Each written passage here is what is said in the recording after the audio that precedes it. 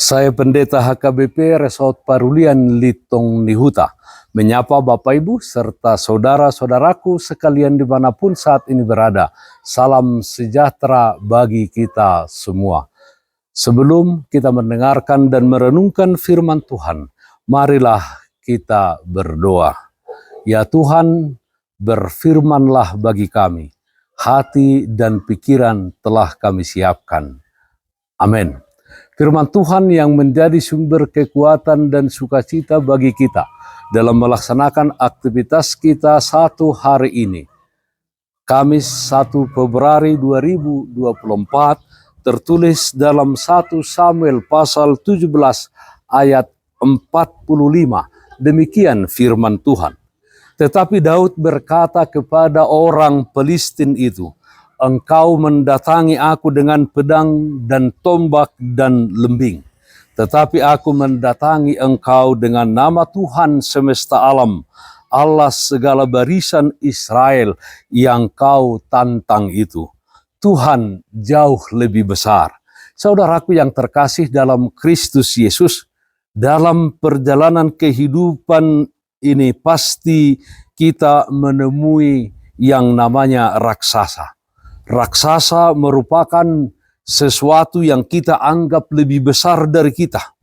Tantangan dan pergumulan kita melihatnya sebagai raksasa yang menghantui pikiran kita.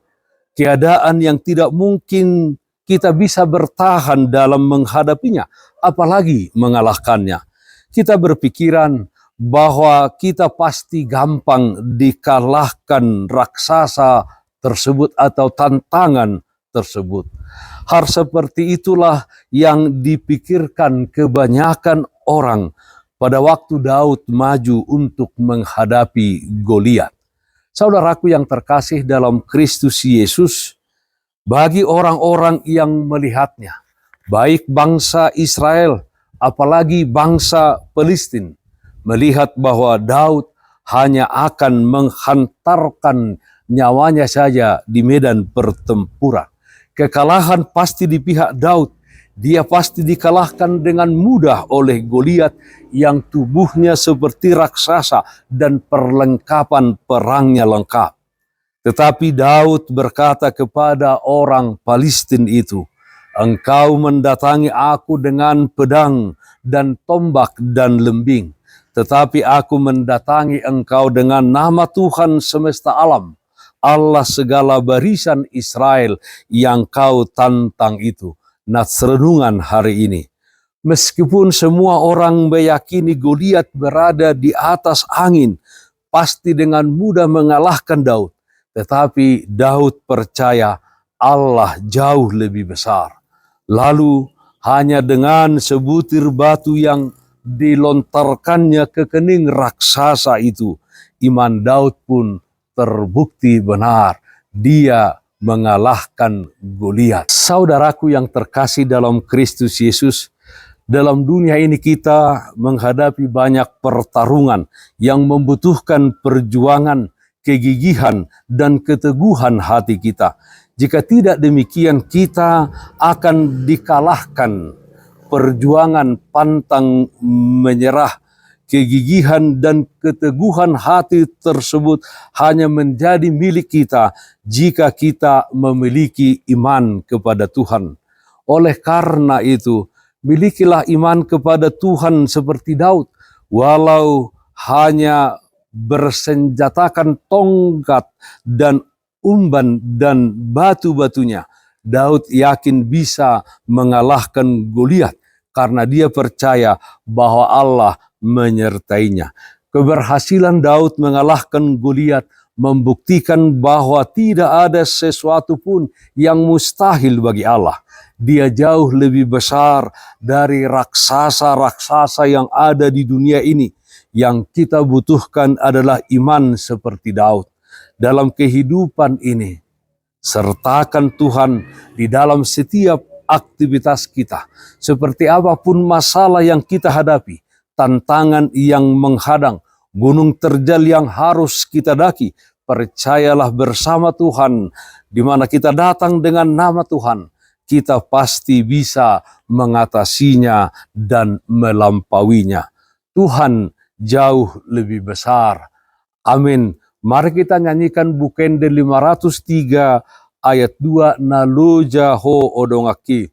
Rahis dalam mujalamal, masai do silang mi, tugi jang panai limi, sato kinai masal pui, soho ungut mi paso, soho ungut mi paso, ho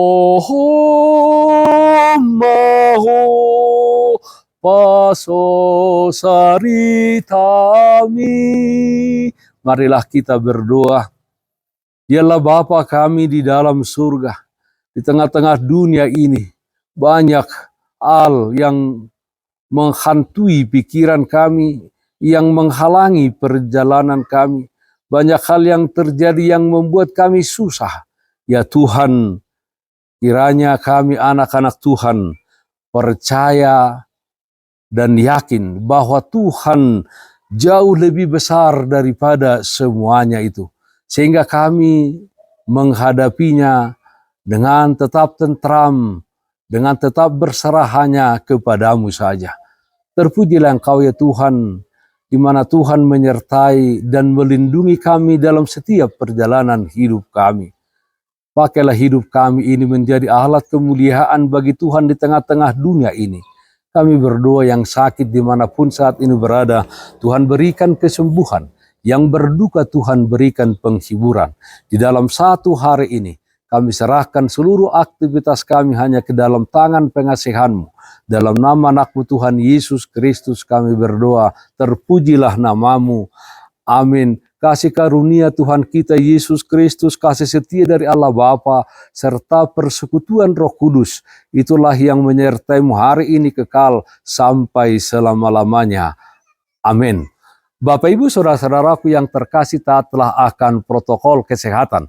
Jagalah kesehatan jasmanimu, terlebih kesehatan rohanimu. Bersihkan hatimu, cintai dan kasihilah sesamamu. Tetaplah berdoa kepada Tuhan, sumber berkat dan anugerah di dalam kehidupanmu. Salam kasih dari Tuhan Yesus Kristus untuk saudaraku semua. Salam sehat, tetap semangat. Tuhan Yesus memberkati. Shalom.